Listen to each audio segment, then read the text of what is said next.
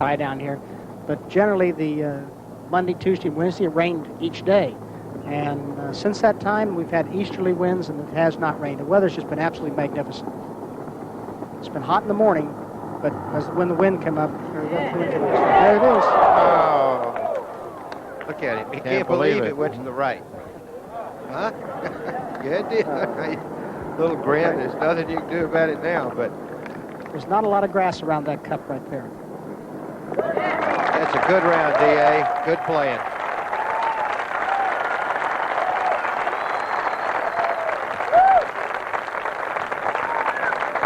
Looking at his caddy like, can you believe that didn't break left?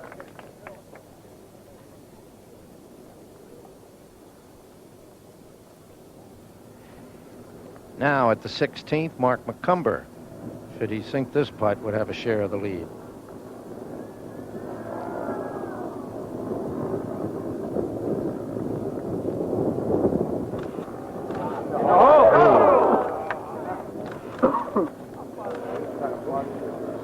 It had a chance, didn't it? It's one of the greens that Crenshaw told me was a little faster than some of the others, 16. Seve Ballesteros at the 16th. It's a hard driving hole here, Jack. It's a bunker on the left, and of course rough everywhere, and the lake on the right there. Now it's somewhere off to the right there. And let's go live now and get a report from Ed Sneed. Jack, his ball is definitely in the water. I'm going to get close enough to see if he's in a grassy area and might have a chance to play it, but I don't believe so. All right. So Ballesteros perhaps in a little trouble here at 16. That's in a lot of trouble if he's there, because if he has to drop it in the rough there, then he has a problem knocking it across the water to be on his second shot, or actually third shot. Of course, Ed will know more about that in just a minute. Now, he was very close over there on Thursday when I watched he and Crenshaw, who played together the first two rounds also, were playing together. Dave, he is in the water, and he is going to have to drop, and he's going to have to go back a little bit toward the hole. Now, they're trying to determine exactly where the ball crossed the hazard. To the right, the water to the left, the water to the right. All right, we'll get back to that in just a moment as we go ahead to Mark McCumber. 17, par 3. Par 3, 17th.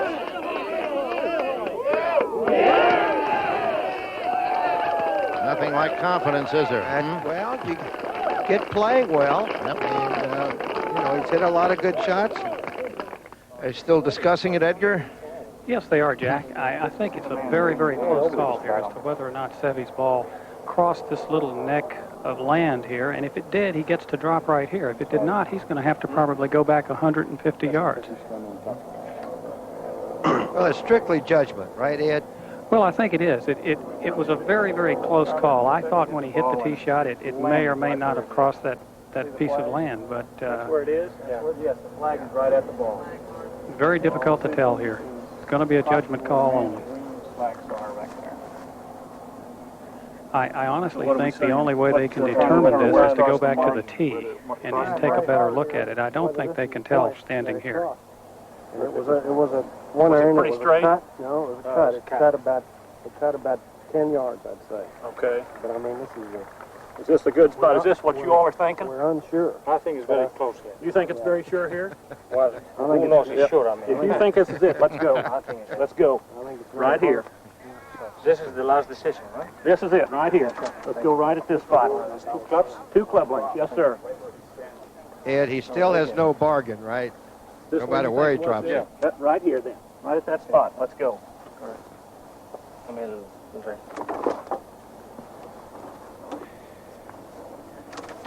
Never use a wedge when they measure. Well, it depends. clubs Now, if length, there's a great big tree over there on the other side, you might take out your putter and measure 2, whatever.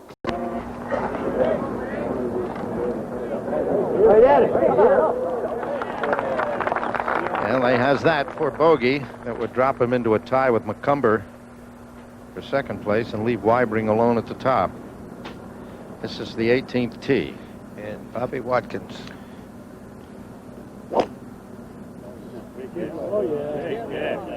Yeah, right. Well, he ought to like that. I couldn't tell the way he was looking at it, but that's a hard part of the fairway to see down the left side there. 2 under, Bobby. If you want to have a chance to get home, you really have to hit it down the left side and take a bit of a chance with the rough, and that's what he's done here. Well, you drive over those left-hand bunkers a little bit, don't you, and get out into that neck there. It fairway swings a little right to left, and then you have to play a shot over some more water with water on the right. I think the 18th hole is a very good strategic hole, and I think it's under these wind conditions, you may get home if you hit the right tee shot, but chances are there's only going to be a few people in the field who'll have a chance. Here's Mark McCormick, or Mark McCumber. Mark McCormick might be looking Yeah. for him if he went to the tournament. He's down the left side, too.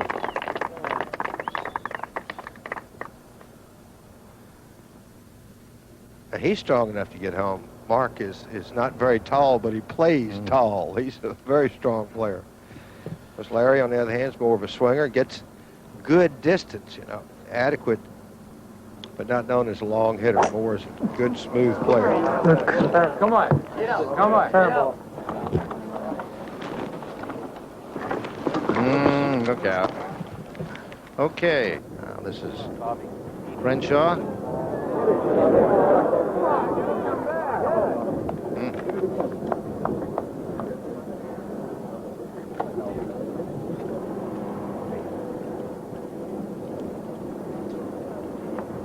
All right, Ballesteros now has this for bogey. 4 or 5. Well, they're all big putts. What the heck? But, I mean, to get out of this with a 5 with what he had to do after driving in the water and didn't have to lay up, too. You know, one of the things that the guys are facing this afternoon, and we didn't face as much this morning, is that the Bermuda grass is growing faster than the bent grass, and the grain starts to play a part in going to the setting sun. So Seve's putt here is a right to left putt with the grain going right to left, and it's kind of hard to read. Yeah, but he knows that grass grows that way, right? I mean, that's something that I'm amazed more amateurs don't realize. The grass grows to the setting sun. You know, Bermuda grass. Yes, Bermuda. Yeah, bent Well, that's does what not. you get down here, though. Yeah, but mostly. the bent's going the other way, Yeah. so that's why they're hard, though. But you never know whether to play the break or not play the break. See what he does. Schizophrenic is what it is.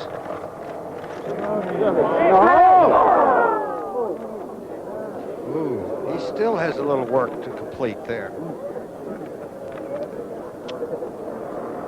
Couldn't tell whether he said I'll putt or I'll mark. Bobby Watkins at the 18th. Well, he's in the bunker right there. That's not too bad. That's not too bad, He Bobby. should be very happy with that.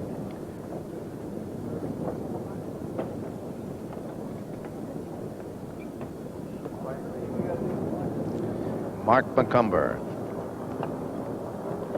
Larry Nelson has hit it out of the rough and into the fairway.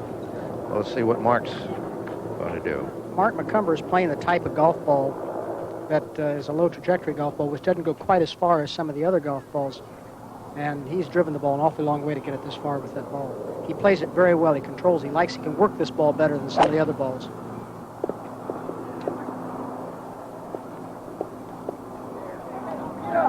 Oh, like it was almost right at the pin, just a little left of it, wasn't it? Beautiful shot. Yep. That's maybe where that low ball didn't help you so much, because that shot you needed to carry it a little more. But on and 2, you'll take. He's giving up probably about 7 or 8 yards with that ball Uh-huh. on each shot, so that's 2 big shots to get there.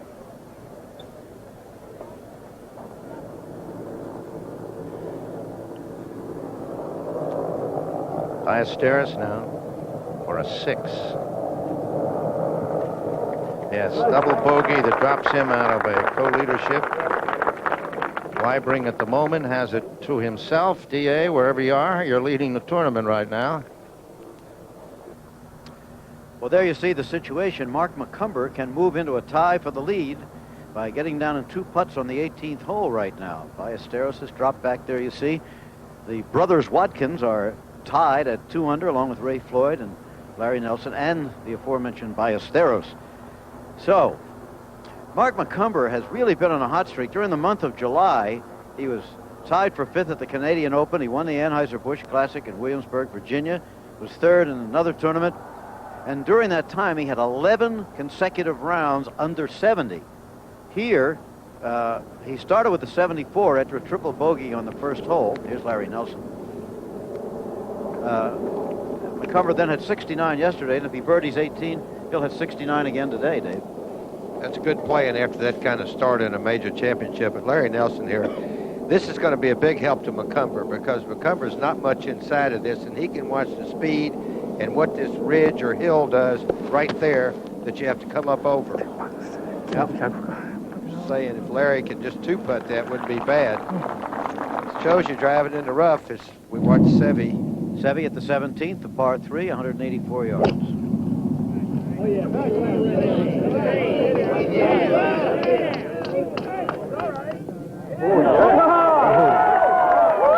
There is a beautiful shot. That shows you a lot of heart there after double bogey at 16 to come right back and hit that good a shot.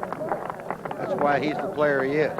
Jack Nicklaus, how severe was the weather out here today? Was it a major factor again? Well, I don't think it is this afternoon, Jim. I think the weather early in the morning when it's very still and it's very humid has bothered the players more. But as the breezes come up around noontime, it's really cooled off and been quite pleasant. I don't think you could have had a better 3 afternoons to play golf. Okay, back to the 18th now for Mark McCumber. Man of no more than average height at 5 feet 8. You know, they kid me about calling people 5 feet 8 average height, Dave. But when I read in the paper this morning that they called you the tall Texan, I thought I'm a conservative in that area. Yeah, they did. It's Billy Barty that introduced me. All right. I played with Mark McCumber. I'm trying to do it too. Mark McCumber the last round at Canada, and he had a chance to win that tournament. So he's been playing very well. As you say, that's where he finished 5th, and he ended up double bogeying the last hole there to finish 5th. Okay. Good looking putt. All right, now he'll just have that for the birdie 4 to move into a tie for the lead. That putt for his second consecutive round of 69 after that opening 74.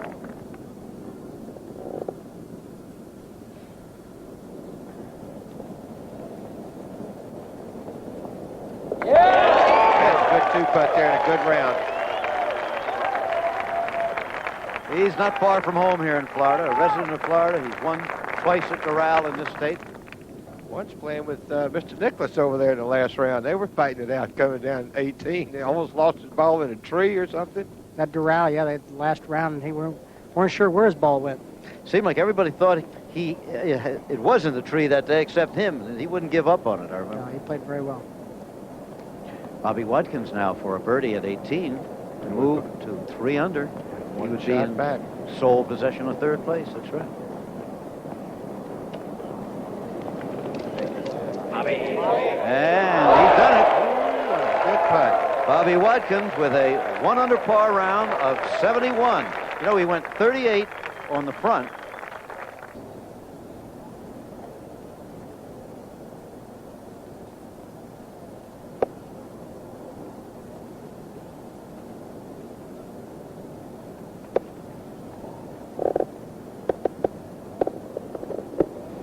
Lanny Watkins for a birdie in the upper left. Larry Nelson will take 6 at this hole. Bogey drops to 1 under. A round of 73 for Larry today after rounds of 70 and 72. Well, I tell you, Lanny may have birdied a few of the first holes, but nothing good has happened since he... Well, you know, he started this day 4 under. He got it to 6 under, and he's now back to 2, so he's lost 4 shots. At one point, he had lost 5. He got 1 birdie to get back in it a little bit. And he's still only 2 shots out, so. Now we're going to Seve Ballesteros with this birdie attempt that could put him into a tie for 3rd place with Bobby Watkins. So, at long last, after all these years, Bobby Watkins has moved, at least for the moment, 1 stroke ahead of his brother, Lanny. Bobby, in 13 years on tour, has never won a tournament. This man has won plenty. You know, he has a realistic chance for birdie at 18, so he could get right back in the tie for the lead, too, if he can finish 2-4.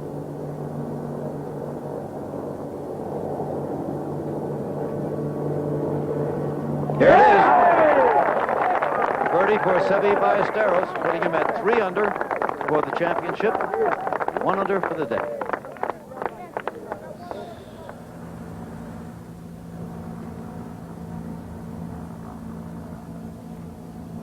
It's a big putt for Raymond. Raymond needs a little help about now. He's 1 under, and now he's 2 under for the championship. 2 over for today.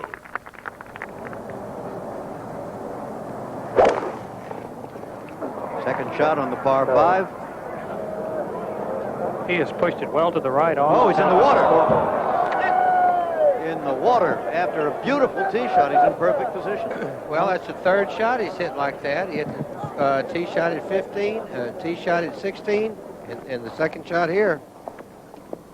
Well, I think he kept himself on his left side on the backswing and picked the club up very abruptly. And I think that's where he got himself in trouble. Now, the club, see how the club goes up and doesn't really look like he totally shifts his weight. It looks like he's hanging a bit. Now as he starts down, he starts with his head first. Now he's got to regain his balance, and then he has to bring his head back. And as a result, he just blocks and comes across the ball. See his head come back there? Mm-hmm. Yeah. And he really doesn't have anything behind it and any momentum moving through and at the target. Seve has always been a player. Look how much his head's moving all over the place. Now, Seve's always been a player when he's played well that his head has remained very steady.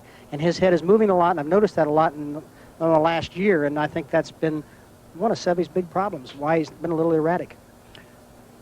In the water with his second shot, penalty stroke 3. This is his 4th shot now on the par 5 hole. Ballesteros, who's only a shot out of the lead.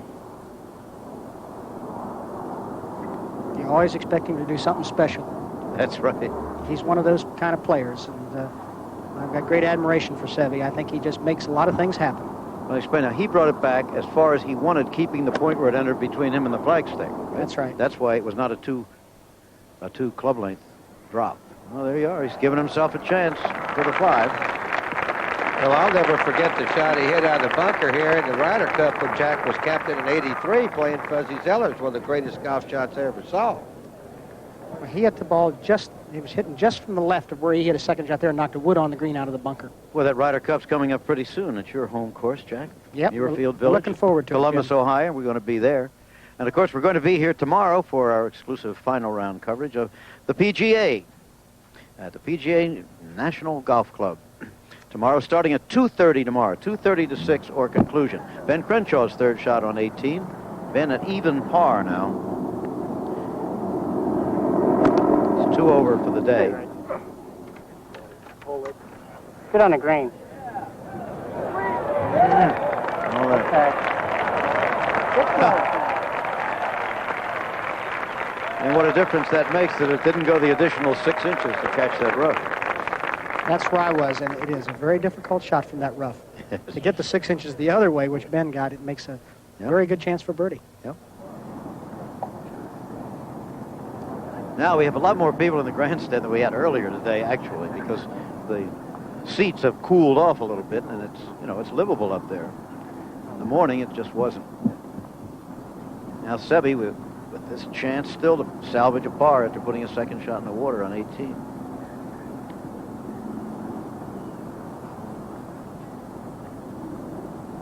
He may fix ball marks, but not spike marks. Agree with that rule, Jack? Yeah, I think so. I think it's, if you start fixing spike marks, you'd be spending all day on the green. Who's going to tell how much you're going to fix? That's right. Yeah, I think the rules of golf are pretty good. Very fair.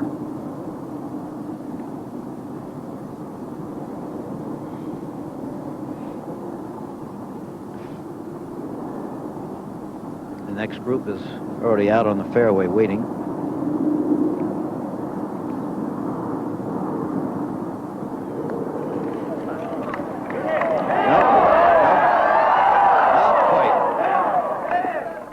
So a bogey 6 for Seve Ballesteros.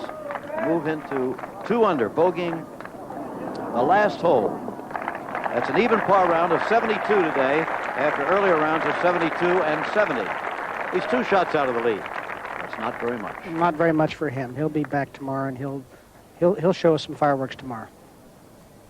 Consider he shot that with, 2 out of the last 3 holes. He put the ball in the water. You That's don't right. expect a player of his caliber to make 2 of those mistakes in the last 3 holes. He's really been the only international player who's played really well in this tournament. Longer's way back there somewhere. Ian Woosnam couldn't do anything. Poor Ian. He had, 86 first round? Something unbelievable. Yeah. But For the record, you had 74 today, Jack, right? I had 74. 76, 73, 74. Not very good. I was walking with you yesterday, the front 9. You were hitting it right at the hole. Well, I played very well actually all 3 days, but made enough mistakes that cost me. Okay, that'll be a par 5 for Ben. 2 over par round of 74 today. When he taps that in after earlier rounds of 72 and 70. he's missed a lot of putts for him this week. Usually when he gets that close, and like that short putt he missed at 15, those are usually gimmies for him.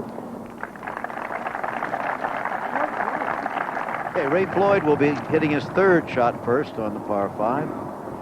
Raymond drove in the right-hand bunker, Jim. It was one of the few fairways he's missed all day. In fact, I think only the 2nd. Okay, that's Bob Rosberg, who's been with this group all day long. Bob, how long a shot does Raymond have? Raymond's got about 135 yards. Probably an 8-iron to start it out and bring it right to left.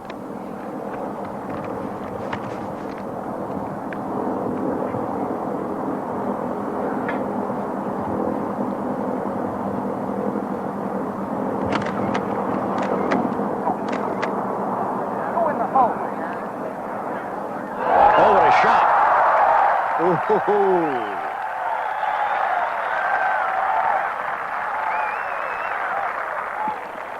He's tough. Ray Floyd, 3rd shot on 18, and let's watch his reaction.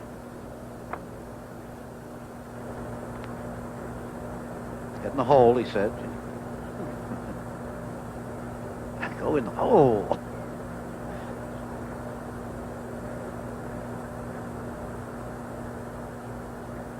All right. That says it all, doesn't it? Ray Floyd. Obviously, the PGA Championship was very much on Ray's mind, but also on his mind is making the Ryder Cup team under Captain Jack Nicklaus for later this year. We believe that Ray either has to win this tournament or finish 2nd by himself in order to make the Ryder Cup team. I think that's right, and I think Lanny's worried about it, somebody passing him. A lot of guys have a chance to either make or miss the team with this golf tournament. No. Presently, Lanny's on it. Somebody's going to have to pass Lanny. Lanny's 11th, but Fuzzy is the man on the bubble. He's 12th, and if Raymond finishes 1st or 2nd, he'll pass Fuzzy. 12 men on the team. Lanny Watkins started this day 4 under. He's now 2 under. If he makes this par, that'll be a round of 74.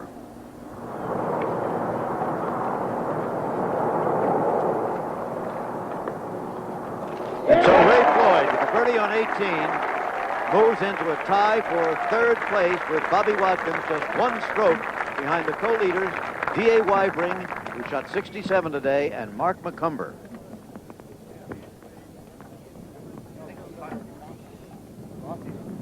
Lanny Watkins to finish up. All right, that's for 74 for Lanny today. And he is at 2 under par, still just 2 strokes out of the lead. So at the end of the 3rd round, it's joint leaders Mark McCumber and D.A. Wybring on 4 under par. Wybring with that course record, 67 today. 3 under, Bobby Watkins and Ray Floyd. Seve Ballesteros, who promised so much earlier in the round, finished with a 72. He's 2 under with Lanny Watkins. 1 under, Larry Nelson. Level par, David Frost of South Africa, so prominent in the last couple of rounds at Muirfield. He had a 71. Ken Brown, the closest British challenger, on 4 over par. Nick Faldo on 7 over. Well, more third round highlights in Sunday Grandstand tomorrow afternoon. Then join us back in the sunshine for the deciding holes of the US PGA in Florida tomorrow night, 12:10 on BBC Two. Goodbye for now.